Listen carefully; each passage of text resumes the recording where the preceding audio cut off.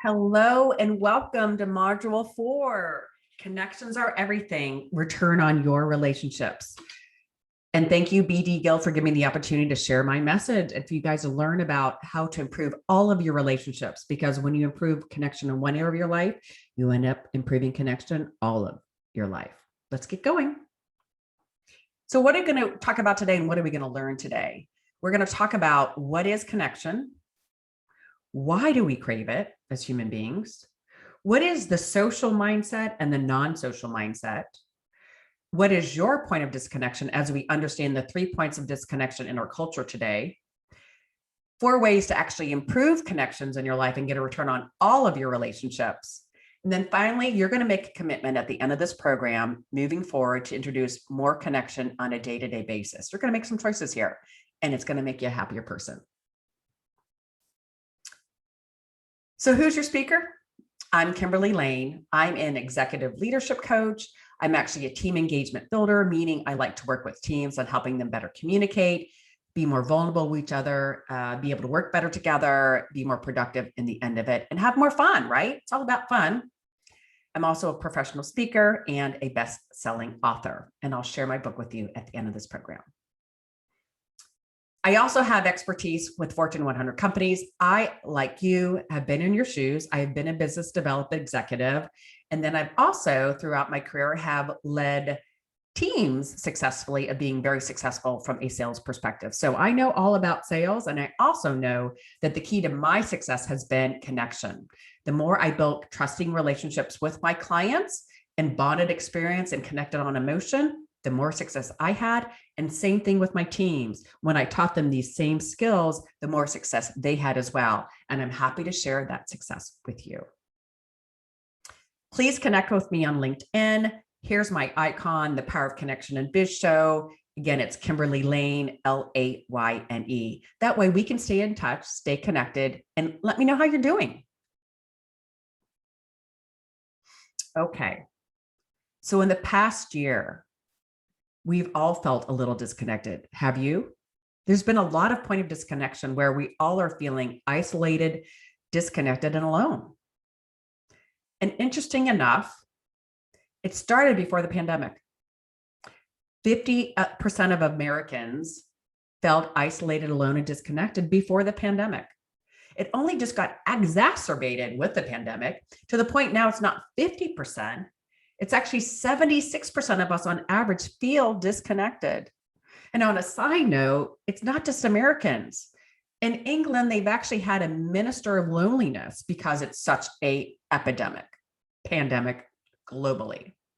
So 76% of us are feeling alone and disconnected, up from 50% before. And what my biggest concern is, if you look at the age groups between 18 to 39, the Gen Zs and millennials, it's as high as 81%. That's concerning as an executive coach because we've got individuals out there miserable and unhappy and not feeling connected, not feeling engaged. And that impacts how productive we are at work. That impacts employee retention. That impacts customer relationships and customer retention and the ability to get customers. Because if you feel disconnected, you're not going to be able to build a connected relationship with anybody else. Just can't. It's not possible. It's not physiologically or psychologically possible. So let's figure out what we can do about it. Let's understand when we feel disconnected, how do we feel? We feel really unmotivated. I don't know if any of you have felt isolated and alone in the last year, but you just don't feel like getting out of bed. You don't really feel like showing up at work. And when you do, you're kind of partially there. You don't put all of your game into your substance and your presence, right? You're depressed. You feel sad. It's not working. And at work, it can get to the point where you just feel burnt out because you're just trying to push. And that disconnection, it doesn't allow you to focus, let alone be productive in doing strategy and moving forward and really being the best at work and being the best in building relationships either. It's depressing. Gallup actually has even done studies on this level of engagement, and it's called engagement levels, and they've been studying it since the year 2000. And interesting enough, during the pandemic, it went up slightly, maybe 1% up from 35% to 36%, and maybe even 37%, but it's kind of neutralized back down to that 36%. So according to Gallup, since they've been studying it, the high engagement is considered somebody who loves their job, loves their boss, is totally committed to their company and their job, and life is awesome. There's only 36% of us sit in that category. So my question to you is, what are the other 54% doing? 13% say they're actively disengaged, i.e. miserable, and they're making their colleagues and peers miserable. Do you think they're building good customer relationships? Do you think they're really good at getting new clients and building trusting relationships? Probably not. And then you've got still the other 51% that are actually not engaged, that are unattached and looking for something, looking for a new job. Where are you sitting in that category? And more importantly, do we want our work environment and a work environment, and most of our people in our offices or at a company only 36% engaged, leaving the other 64% of us just kind of wandering around, not really showing up in our full presence, not really being truly engaged and building the strong connections we're looking for? 64%. That's a problem. Why can't it be higher than 50%? And that's what I'm here to do. That's why I'm here to help educate you to get to be part of that highly committed individual and create a work environment that's highly committed of individuals, that people love their job and are engaged. Studies show how happy and connected you feel overall will affect your ability to feel connected, engaged at work. Additionally, a key component of that is your relationship, if you're a leader, with your employees, or you yourself, your relationship with your leader or your direct supervisor. 70% of that, well, that relationship dictates by 70% whether you're really happy at your job or not, and whether you're going to stay or go. So your ability, one, to feel just overall connected in your life, and number two, your overall ability to feel connected to your boss or your employees will really drive your happiness level. That really drives your ability to connect with your peers and in business development with your future clients and your existing clients. Human connection is the power pack to success. It's the solution for so many of our issues and challenges. The power of true human connection.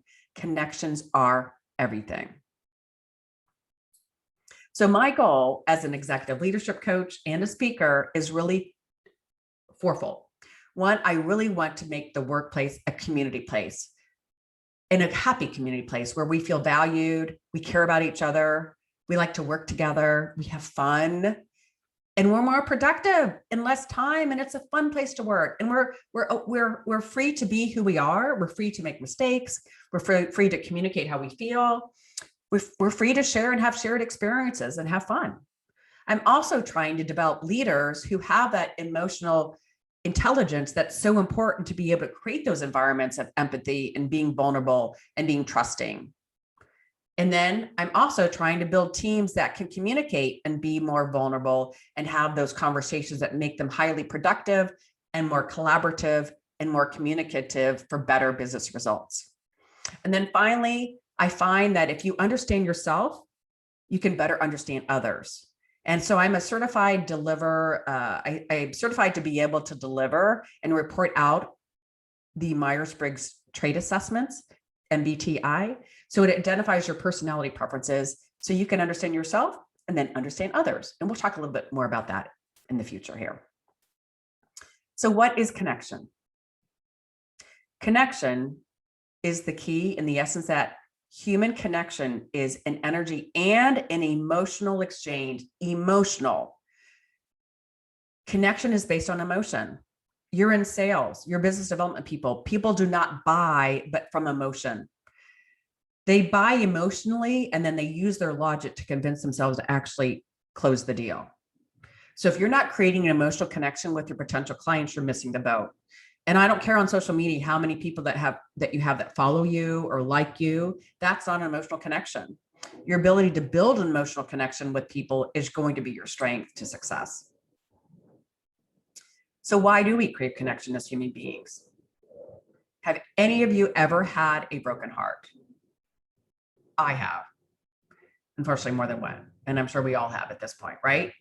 But when you have that broken heart, don't you just feel miserable? You can't get out of bed. You're constantly crying. You're thinking, this is never going to end. Oh my gosh, I feel like I'm going to die. It's horrible. And you feel like it's going to never end. Well, interesting enough, studies show that the same neurons in your head and the same nerves in your body get activated when you have a broken heart, just the same as when you have a broken leg or a broken ankle.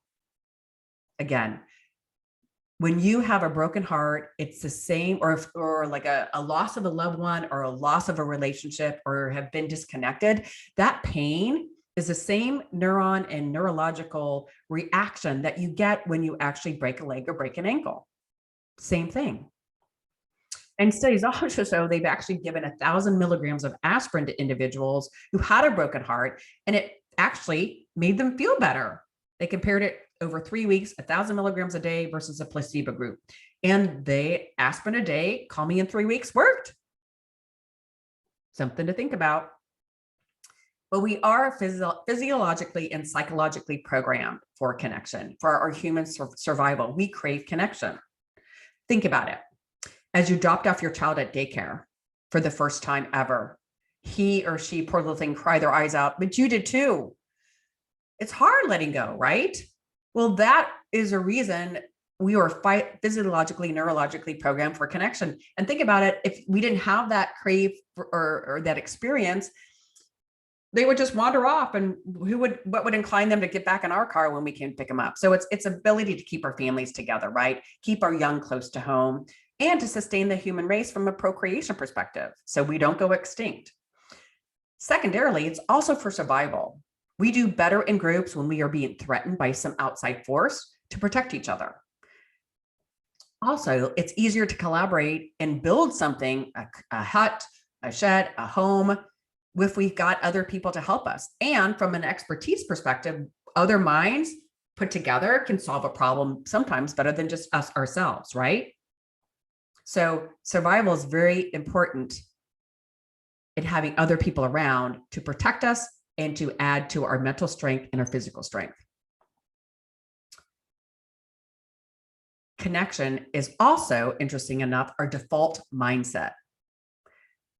Studies show that when we are focused on a task, like an accounting problem or filing our taxes or responding to an RFP or building a sales presentation, when we're focused on our task, our mind is considered in a non-social mode. So when we're focusing on a task, something that's occupying our brain, something that we're writing something down, we're thinking heavily, that is considered a non-social mode. And studies show when we're actually stop doing that task and our mind, in our opinion, might be blank, we then convert to what's called a social mode. And that is where we actually start thinking about ourselves and others and our relationships. So over the next couple of days, I want you to think about that. When you're not focused on a task, where is your mind? Are you thinking about yourself? Are you thinking about your relationships with a partner, with a friend? Are you thinking about getting together with somebody else? Are you thinking about relationships? Are you thinking about connection? That is our default mindset. We actually default to always wanting to think about others to connect. And studies show that we've actually craved this connection at birth. A 2-day-old baby already shows the brainwave patterns for being programmed to connection, to the point where even before they even have the ability socially to be aware of their mother or father looking at them. And this connection wave, if you will, is not even present in premature babies until they get to the age of the 2-day-old, where that brainwave pattern appears. So we are neurologically programmed for connection. So we talked about the non-social mindset, right? So what's the challenge of the non-social mindset? When you are so buried in a task and so focused on solving that problem, you might be eliminating the very thing you need to solve that problem. Have you ever gotten so stuck in a problem or a situation you couldn't get unstuck and couldn't get beyond it? That's because, again, you're in the non-social mode. You might want to think about flipping it and becoming in the social mode, i.e. social on. And when you're on social on and open to other people to help you solve the problem and you start interacting with others, that might be the solution you need to solve your problem. Try it. When you're stuck on social off and can't seem to solve the problem, turn social on. and reach out to others and see if they're able to help you solve that problem and get you through it. I bet you they can. So there are 3 points of disconnection in our society, I feel, and I want to find out what's your point of disconnection. Where do you lean the most in your points of disconnection? So the first one, the power of digital technology. In chapter 5 of my book, I talk about the power of digital technology. I talk about how wonderful it is that today I'm able to appear to you and help you guys out by being on a virtual platform and recording it. The power of Zoom or Microsoft Teams, how wonderful that is. And also I can call anybody, anytime, anywhere and communicate, right? Isn't that beautiful? That is pretty phenomenal in today's world, but there's a downside to that. A survey out shows that 74% of Americans own a smartphone. And interesting enough, in a similar study, 100% of smartphones say they own an American. It's actually a quote by Jimmy Fallon, which I think is pretty funny. But the point is, we're committing what I call digital suicide because we're removing the emotion out of our life that makes us feel connected. Let's dive into that a little deeper. So according to the CDC, the incidence of suicide was on the decline before the year 2000. Now, since the year, say 1999 till about 2016, it's risen by 30% and it's now at an all-time high. Again, it was on the decline before the year 2000, but since the year 2000 till now, it's up by 30% and it's at an all-time high. Anybody else want to guess, or anybody want to guess what was going on about the same time around the year 2000? Any show of hands? The internet was developed around the late 1990s, 2000. And that was the availability of smartphones that came out. So we had about 7 million smartphone subscribers in the year 2000. And then by now we have over 7 billion smartphone subscribers. It's the proliferation of the internet and the smartphones, I believe, has called this incidence of disconnection and suicide. Have you ever misinterpreted a text? I know that's what emojis are for now, but I'm not so sure we're still getting our point across. Have you still ever felt where somebody misunderstood you or you misunderstood somebody else? You thought they were angry, you thought they were sad, you thought they were being funny, whatever. And sometimes we feel we're being insensitive because we can't feel what they're really trying to communicate. And because of that, it's really because we have removed the emotion out of the experience. That's why we misinterpret it. So when you're digitally communicating, i.e. text, email, and sometimes even a virtual platform, you're merely interacting because we've taken the emotion out of that ability to truly connect. And emotion is what drives connection. Emotion, again, is what your clients will be buying on, not logic. They'll buy on emotion first and then logic. So it's very important for you to introduce emotion as much as possible into all of your relationships, not just the ones with your clients, but just all of your relationships. We're going to dig a little more deep into that. Take a little glass of water here for just a second. Okay, so number one was, is your advice been digital technology? Number two is, we're slowly removing all human touch points. What do I mean by that? We've got self-check-in, we've got self-checkout, we've got order everything online, have it shipped to your house, we can work out from home. We're working from home. We no longer have the water cooler conversations. You're no longer walking down to Harry's office and saying, hey, let's meet for coffee. Are you free for lunch? Or, hey, I just want to bounce something off of you. We can't do that anymore. We got to make a formal appointment, right? And now, as of late, we've now introduced artificial intelligence, which is really about replacing human beings, emotional human beings. No wonder we feel disconnected. And the trauma of COVID-19 is, I believe, is we were doing all these self-check-ins and self-checkouts and trying to make our life more convenient by doing more things online, right? And COVID was just the clincher in the essence that the government said we had to stay home, but we were making those decisions well in advance to try to self-isolate ourselves. It wasn't fun, was it? Being isolated all the time and not being able to have true human connection. So lesson learned is when we're denied the power of truly connecting, it affects us. It's not good, right? The third thing, so we talked about digital technology, number one. We talked about two, removing human touch points, and three will be social media. Social media is guilty. Studies show those heavy social media users are significantly more likely to feel alone, disconnected, and isolated, and left out without a true human relationship. Why is that? Well, social media is actually an artificial sense of community.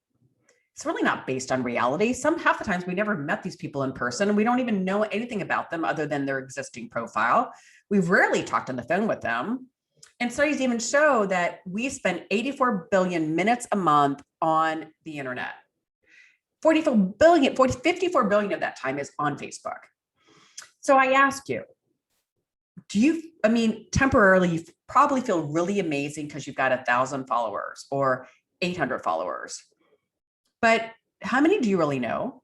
How many really care about you? Do you feel better when you meet somebody in person who gives you a hug and says, gosh, I really like what you're wearing, or gosh, I really thought you did a great job the other day. You're really a good person. I like the way you make me laugh. Which feels better to you? So I feel social media is an artificial sense of community. So we've talked about 3 points: digital technology. We've talked about removing human touch points, and we've talked about social media. So which one are you going to do less of in order to improve your connections tomorrow? Think about it. And my goal now is to actually take what we're learning here is to introduce more connection into the workplace so that we're happier there. And it now turns into be a community place, the new happy community place. So again, turn the workplace into the new community place. How are we going to do that? There's 4 ways to improve your connection so you achieve a return on your relationships. And I'm going to make this really easy for you to remember, I promise. 4 ways to improve your relationships through improved connection. L is for listening. O is for being open and objective. V is for being more vulnerable. And E is for introducing emotion and empathy, i.e., having more emotional intelligence. Again, L is for listening. O is for being more open and objective. V is being more vulnerable. E is being more empathetic, have higher emotional intelligence, and introducing more emotion. What's that spell? Love. Okay, L, listening. So I like to talk about, in my book, I talk about the BEE, the B of listening. And that starts with B, meaning be present. Don't multitask. Don't have your computer open. Don't have your phone on the desk. Put your phone away, because you don't want people feeling like they're competing with your attention, because as soon as that phone goes off, you're going to go right there. How does that make somebody feel? Not good. So put the phone away. Don't divert your presence. Be fully present. Be looking at them. Be fully engaged. 2, eye contact. Look at people in the eye when you're talking to them. Look at them in the eye when they're talking to you. Most important. Think about it. When you were a baby, the most important validation you got was when your mom looked into your beautiful eyes and said, I love you, and listened to your murmuring. That's validation and value. And we all want to be valued, right? So eye contact is extremely important. And the final E is engagement and exchange, meaning when you're listening, listen to be able to repeat back what they said so they know you understood what they said. You can either paraphrase it, you can summarize it, or you can just restate it. So if I understand you correctly, you're just having a really hard time meeting this deadline on this project. Or if I understand you correctly, you need a little more time before you can make a decision on whether we're the right fit for you. Okay. How hard is that? But you know what? It builds trust with the other individual, and they feel like you really care and are paying attention. That's love. Listening. L is for listening. O, be more open and objective. O is for open and objective. What do I mean by that?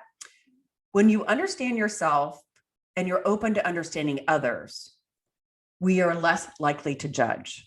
Think about it. When you don't understand somebody's religion or you don't understand somebody's behavior, aren't we more likely to judge them, and because they're not like us, we're more likely to shut them down or not really investigate, or we just it's harder to connect, right? But when we're more open to understanding them, actually open to connect with them. So O is for open and objective. Ways to do that is, have you ever heard of the Myers-Briggs Trait Indicator? I actually am able to certify, I am certified in order to deliver those assessments and to give the report outs with individuals and teams. Because when you better understand your 4 letters and then you come to understand your teammates' 4 letters, you are better able to work together because you understand why you guys do the things you do, why you communicate the same way or don't communicate the same way, why and what is your response to change. Why do you make decisions in the timeline you do or not? How do you make decisions? All these are part of your 4 letters from Myers-Briggs. And again, it's a great way because it's really based on true psychology and it's about your 4 preference pairs. There's other tools out there too. I just happen to like Myers-Briggs. In Myers-Briggs in a little more detail, it helps you understand how do you direct and receive energy? And so you understand how others do the same. So you're either an E for extrovert or I for introvert. Are you S for sensing or N for intuition, meaning how do you take in information? Are you a thinker, which is a T for thinker, or F for feeler, meaning how do you decide and come to conclusions? Are you thinking logically about it, or you're kind of feeling about how people feel about the decision? And finally, the 4th letter is either a J for judging or a P for perceiving, meaning how do you approach the outside world? A lot to get into right now, but just giving you a quick overview. But I find it very fascinating for people to go through this process because I think it's really rewarding once you understand why you do the things you do, and then also understand how your team and why they do the things they do. Very powerful too, I believe. So look into that. Additionally, think about it. When you don't understand somebody's religion, say Ramadan for example, we might be more judging about, why does somebody not eat all day? Are they hungry all day? Do they lose weight? We have all these questions, but when we don't understand, I think we just do more judging. So if we can come to understand and ask questions about really truly wanting to care about another person, understand why they do the things they do, it actually builds connection. So be open to discover other people. Instead of being subjective, be objective. Listen, ask questions, then really care. Really hear and listen to care. Because when you're understanding, you're able to be less judging and to be more connected. And then finally, the 3rd letter is V. For you Brene Brown fans out there, V is for be vulnerable. You can't get to courage without walking through vulnerability. And how many of you feel that vulnerability is a strength or is it a weakness? Vulnerability is really a strength if you think about it. What is vulnerability? When you're actually opening up yourself, you're being raw, you're just putting yourself on display, you're exposing your raw, most insecure feelings, right? So when you're doing that, you're opening yourself to be criticized, to be possibly judged, to be possibly disliked. That's strength, to be able to stand before people and just state who you are and accept who you are. Being vulnerable is awesome. It is a strength, not a weakness. And how do you create that vulnerability in your relationships? It's time to get personal. Share with people what your strengths are. Share them what you might be uncomfortable with. Share with them what you'd like to improve on. Or you can simply communicate by just asking them, hey, where did you grow up? What's your hometown? What was your biggest challenge as a kid? And you might even just share that in conversation. I always have a difficult challenge with really having a difficult conversation because it makes me uncomfortable because I am the middle child of a family of 5 and I just have a hard time not making peace with everybody. So I'm always a people pleaser. So having a difficult conversation's hard for me. Be open. Share what's going on and how you're feeling. Get personal. Because when you're being vulnerable, it's really the most relatable part of yourself. And I share my personal story in the first chapter of my book, Connections Change Everything. And I talk about when you expose what's the most vulnerable part of yourself, it also becomes the most relatable part of yourself. So don't deny the world the opportunity to truly get to know you and to connect with the real you. V is for vulnerability. E. E is for emotional intelligence, empathy, and emotion. When you have emotional intelligence and you bring emotional intelligence as a leader, as an employee, as a peer, as a colleague, as a teammate, you actually decrease occupational stress. Studies show it improves your decision-making, it improves team performance, increases leadership capabilities, increases personal well-being and overall staff turnover. Having emotion and introducing emotion and having emotional intelligence, which I just feel is really just caring about somebody else, helps make the work environment a happier, more positive place. So that was the E for love, emotional intelligence. And as we're moving forward, the biggest thing that companies are looking into and introducing from an upskill perspective are helping individuals, leaders, and employees upskill on the areas of empathy, emotional intelligence, and communication. Again, the biggest skill that companies are looking to invest in upskilling their employees and their leaders is on 3 areas of empathy, emotional intelligence, and communication. McKinsey even talked about that those companies that actually spent the time and money in upskilling their teams, their employees, and their leaders on that, on the empathy and emotional intelligence, actually found their teams had higher levels of engagement, higher levels of performance, and higher levels of employee satisfaction, and higher levels of team productivity. So I'm encouraging to learn some emotional intelligence, upskill as much as you can, take some classes, role play with other people at work, learn how to be more empathetic, learn how to care more, to be more vulnerable, learn empathy, the other E in love. And empathy is really just about putting yourself in somebody else's shoes. So if somebody's coming to you with a problem, if you kind of put yourself in their shoes and think about, if I was having that go on in my life, if I just had a breakup, or if I just started a new job and was frustrated, how do I really feel? And if someone's coming into your office saying, I just started a new job, you can say, oh, I once started a new job. I know exactly how that feels. It's awkward. You feel like you don't have a lot of control of things. Everything's so new. You feel overwhelmed. You want to get things done quicker than you have. You want to learn things quicker than you have.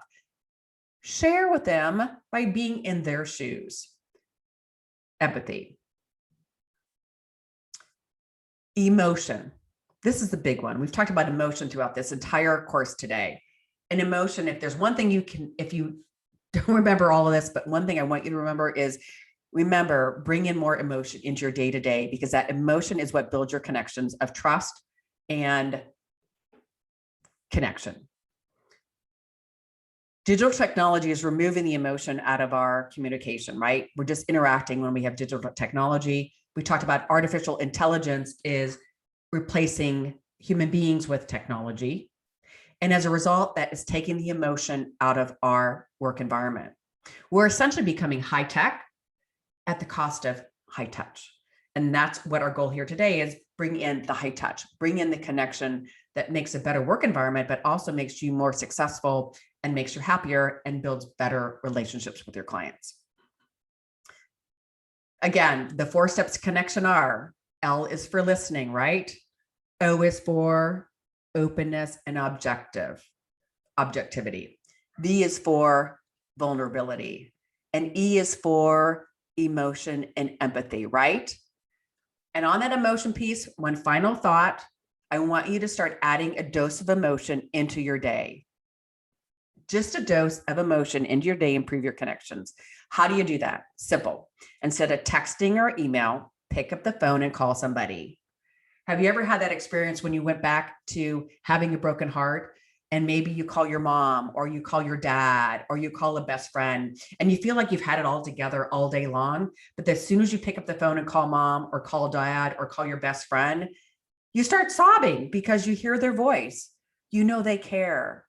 You hear their tone. You feel their warmth. You feel their connection. Don't get that over text, do you? That's the same power you have when you call a client and have a conversation. And hopefully they call you back if you had to leave a voicemail, but try it. Introduce emotion in your day-to-day. When do you want to use that emotion versus using just a text or email? Simple. When you're trying to discuss something very personal, emotional, or difficult, you want to pick up the phone.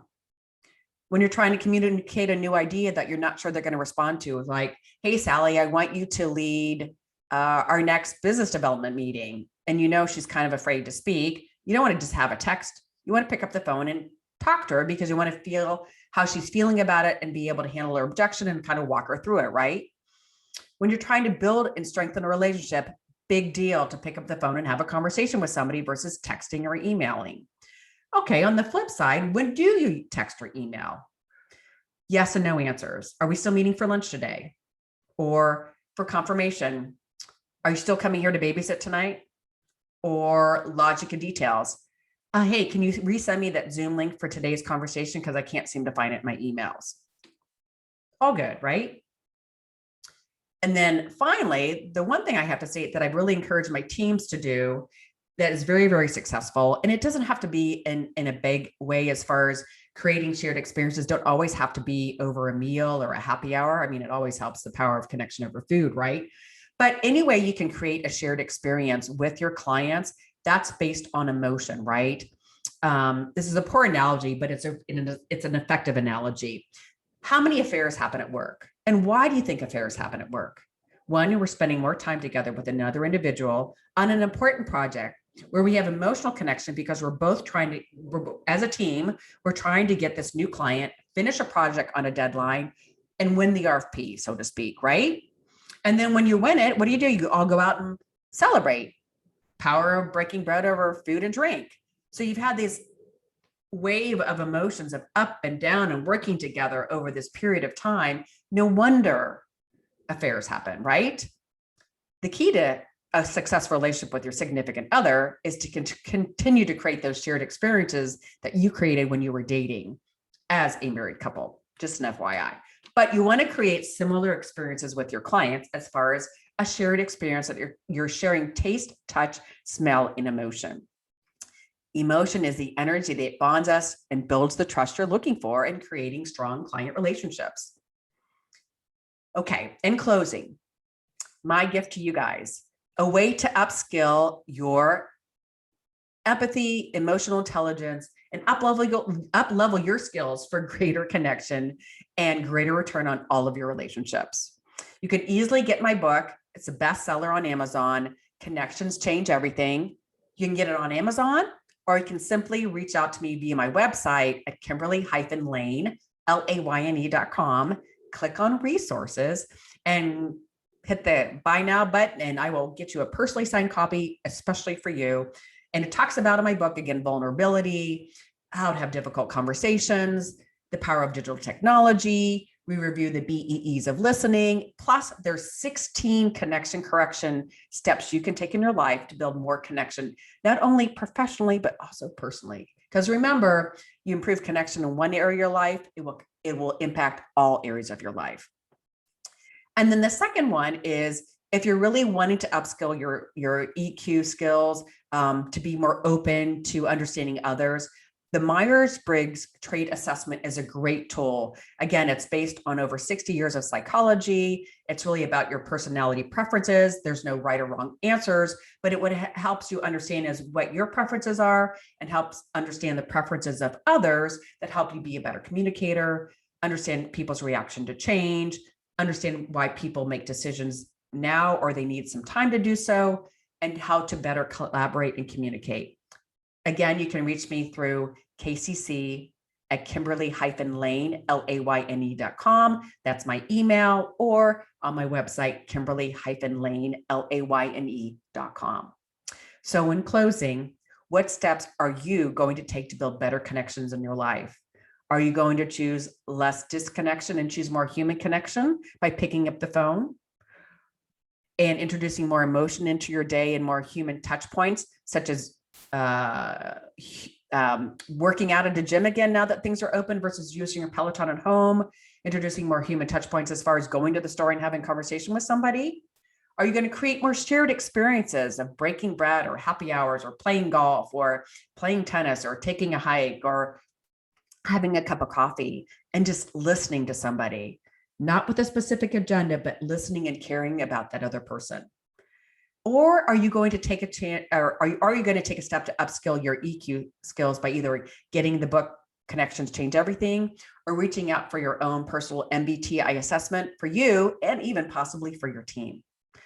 I, Kimberly Layne, wish you the best of luck in your journey here. I wish you much success, and I really wish you more connections in your life, connections that change everything. Bye for now.